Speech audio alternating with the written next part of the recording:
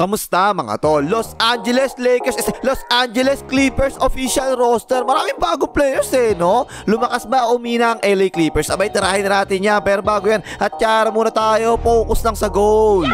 Okay game, ito muna ang roster ng LA Clippers ngayong season. Yung mga lumang players nila, si Balbas James Harden, 36 years old, 6'5". Si Android number 2, Kawhi Leonard, 34 years old, 6'7". Si Roy Jones Jr., 28 years old, 6'6" naman. Si Chris Aquino Dan, 31 years old, 6'3". Si Bogdan Bogdanovic Soto, 33 years old, 6'5". Si Patrick Tambaldwin, 22 years old, 6'9". Tapos si Nicolas Matumbaka, 36 years old, 6'8" naman. Si Andre Paras, 28 years old, 7-footer. At si Patty Mills, 37 years old, 6'2". Tapos yung mga bagong players nila, si Bradley Beal, 32 years old, 6'4". Si Chris Rondo, 40 years old, 6-footer. Si Phil Collins, 27 years old, 6'9". Si Sanya Lopez, 37 years old, 7'1". Yung mga nawala sa kanila, si Kofi na lang deal, si Eubanks, si Normal Towel, si Biboy Simon.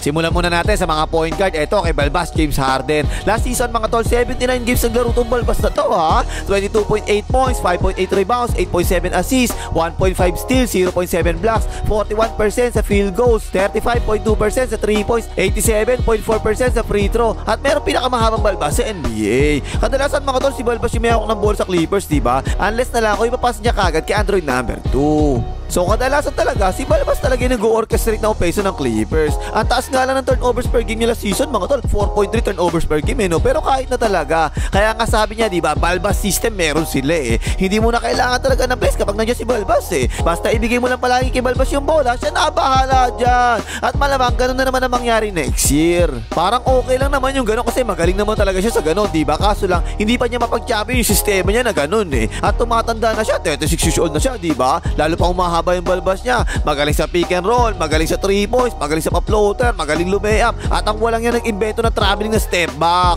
So sa opensa, maaasahan talaga to si Balbas mga tol. Pero yung depensa talaga nito, 10 taon nang in-order sa Lazada, hindi pa rin dumadating hanggang ngayon no? So baka ganun pa rin this season to mga tol ha. 20 points per game at 8 to 10 assists per game.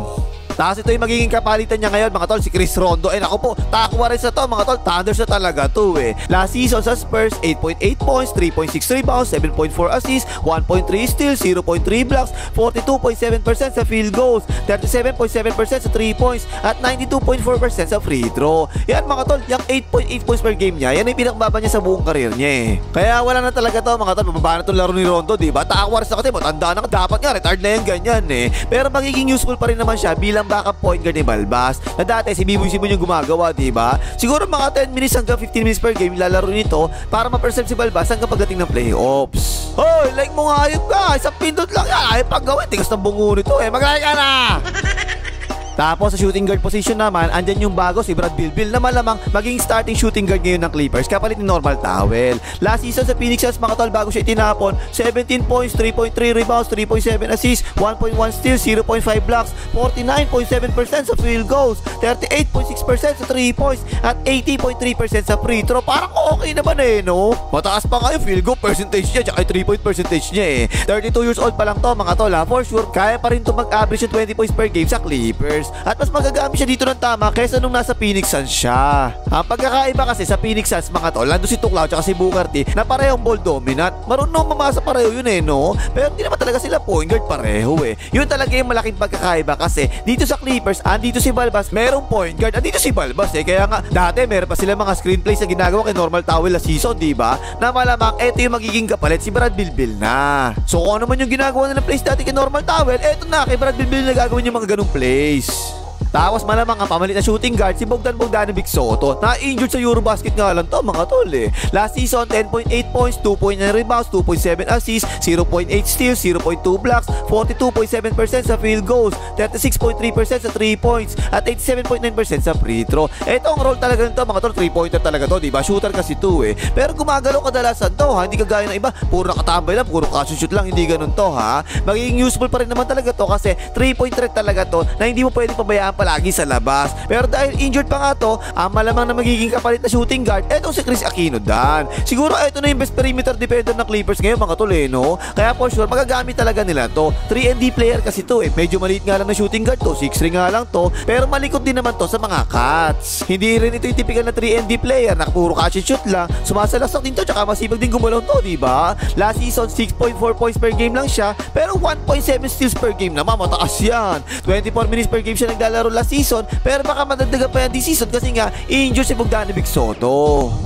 Tapos syempre sa small forward position, andyan syempre si Android number 2, Kawhi Leonard, diba? Ang pinakamalakas na Android na ginawa ng Dr. Jero. Last season mga tol, yung average nito, 21.5 points, 5.9 rebounds, 3.1 assists, 1.6 steals, 0.5 blocks, 49.8% sa field goals, 41.1% sa 3 points, at 81% sa free throw. Yun nga lang, 37 games lang siya naglaro last season. Malakas umiscore, magaling ang kamay sa 3 points, magaling ang kamay sa midrange. Meron pa by the way ni tira yan, diba? Malakas umalaksak, malakas lumipesa. Halos walang butas talaga. Naruto si Android number 2. Yun nga lang, nakakalimutan magpa-change oil palagi ang hayop. Tumatagas tuloy yung langis minsan. Ayun, di tuloy nakakalaro. Asahan niya mga tol, kung healthy, mga 50 plus games ang lalaroin niya this season. Kahit healthy pa yun Syempre, pag malakas na ulan, di nalalaro yan. Abs na kagad niya, masarap matulog Yun nga lang mga tol, merong kumakalat na issue dito kay Android number 2 na posibleng nag-under the table daw ang Clippers dito, sabi ng chismosa kong kapitbahay. Kaya ang posible daw mangyari, ma-void ang contract nito at mawala siya sa Clippers. Ewan kung totoo yun yun sabi sa chismis Pero tingin ko mga tol, kailangan mag-average si Android number 2 ng around 28 hanggang 30 points per game para magkaroon ng chance mag-champion ng Clippers. Tapos yung isa pang small forward nila, etong si Rogers Jr. na minsan ginagamit din nilang shooting guard. 6'6" na high flyer to na meron tiro sa 3 points, diba? Eto, catch and shoot na player to mga tol na masibag tumakbo sa fast break. Last season, career high nito, 10.1 points, 3.4 rebounds, 0.8 assists, 52.6% sa field goals, 35.6% sa 3 points sa 24 minutes per game. Tingin ko magiging same lang din yan this year, ganyan din yung magiging stats niya. Okay din yung defense to mga tol medyo manipis nga lang to pero okay talaga yung perimeter defense nito. So 3-and-D player na naman to baka nga ito pa yung maging starting small forward nila kapag absent si Android number 2 kasi pwedeng corner guy ito no? 43.6% sa right corner, 26 out of 68 kadalasan, doon siya palagi napapasahan ni Balbas sa mga kick-out niya. Tapos sa power forward position naman, ang posibleng maging starter nila ngayon dyan, si Phil Collins syempre. Ito, ang gandang pick up nito mga tol kasi hindi na ngayon kailangan mag-power forward ni Android number 2 kasi meron silang isang legit na power forward. 6'9" to mga tol tapos meron pang tiro sa 3 points to So pwede maging stretch 4 talaga to. Last season, 19 points, 8.2 rebounds, 2 assists, 1 steal, 1 block, 52.7% sa field goals, 39.9% sa 3 points, mataas at 84.8% sa free throw. So okay yung stats niya, diba? Maaasahan talaga sa scoring to mga tol lalo na sa mga pick and roll. Pero yun na nga, ang importante rito, pwede itong maging stretch 4 kasi 39.9% sa 3 points, mataas talaga At yun yung tingin kong reason kung bakit kinuha siya ng LA Clippers. More on filling the gaps kasi to mga tol kasi wala talaga silang power forward dati, kaya nga ginagawa nila si Android number 2 pa yun, nagko-4 sa kanila o kasi Batong Bakal Important na pwede siya maging stretch 4 kasi sa mga pick and roll, kadalasan sino ba yung nandun? Si Andre Paras, diba? Kasi magaling sa pick and roll si Andre Paras So baka mangyari, bumaba ng konti yung stats nito unless na lang kumapasa siya palagi ni Balbas. Tapos yung isa pa nilang power forward mga tol, ito si Batong Bakal na natural position naman talaga, small forward naman talaga to Ito last season mga tol, halos puro 3 points na lang at tinitira to si Batong Bakal. 4 points, 2.8 rebounds, 1.1 assists, pero yung 3.1 field goal attempts per game niya last season, 2.6 attempts doon, galing sa 3 points. So puro 3 points na lang talaga tinitira to si Batong Bakal Pero 43.3% naman doon, pumapasok sa mataas talaga yun. At ito magaling talaga sa corners too 45.8% sa left corner at 46.3% sa right corner. So for sure mga tol, kahit nandiyan pa si Phil Collins, magagamit pa rin talaga to ng Clippers. Kasi yung point guard nila si Balbas, mahilig talaga pumasok sa mga corner yun, diba? So kailangan talaga nila ng isang player na sure sa mga corner. Tapos sa sentro naman, ang malamang na starting center pa rin ng Clippers, si Andre Paras pa rin. Last year, puro career high ito mga tol 16.8 points, 12.6 rebounds, 2.7 assists, 0.7 steals, 1.1 blocks, 62.8% sa field goals, 0% sa 3 points, at 66.1% sa free throw. Yan mga tol, double-double machine to no? At first time nangyari yan sa buong career niya. Ito yung talagang the best na kasabay palagi ni Balbas sa mga pick and roll, diba? Tapos okay din siya sa mga low post. Yun nga lang, hindi talaga siya tumitira ng 3 points Kaya dapat talaga yung power forward na makakasabay niya sa loob, meron talagang tira sa labas, diba? Na ganun nga yung ginawa ng Clippers, nakakuha nila ngayon si Phil Collins na meron tira sa 3 points. So baka this season maging double-double na naman ang average niya si Andre Paras, mga tol. Kasi andyan pa si Balbas magaling talaga pumasa sa pick and roll si Balbas, diba? Typical na sentro, laruan nito si Andre Paras. So malamang maging double-double na naman ang average niya this season.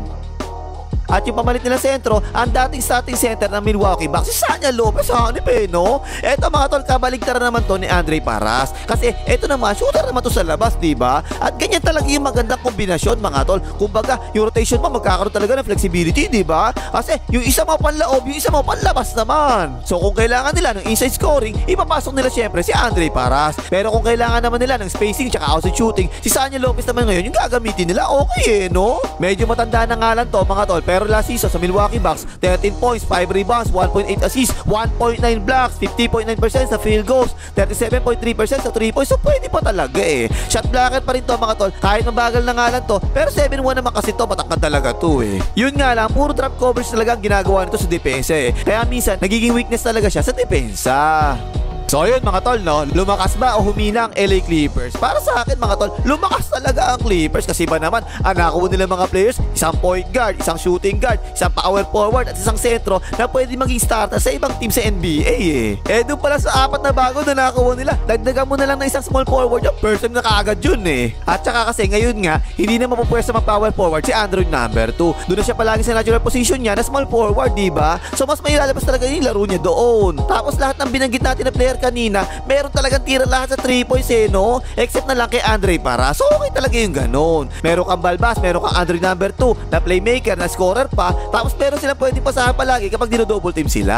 Actually, hindi ako magtataka mga tol kung palagi pa iba-iba maging starting 5 ng Clippers Kasi kahit sino naman talaga doon sa 11 players na sinabi natin kanina, pwede naman talaga maging first 5 lahat yung mga yun Sana lang mga tol, hindi mag-inarte si Android number 2 no? At makapaglaro siya ng maraming laro bago dumating ang playoffs para mainit na talaga yung laro niya pagdating ng playoffs kasi marami talaga magagaling na players sa Clippers ngayon, pero walang duda si Android number 2 pa rin yung kailangan bumuhat sa kanila para makapag-champion sila. O ano pang himagas, maligay mga hitara mga kontraktor.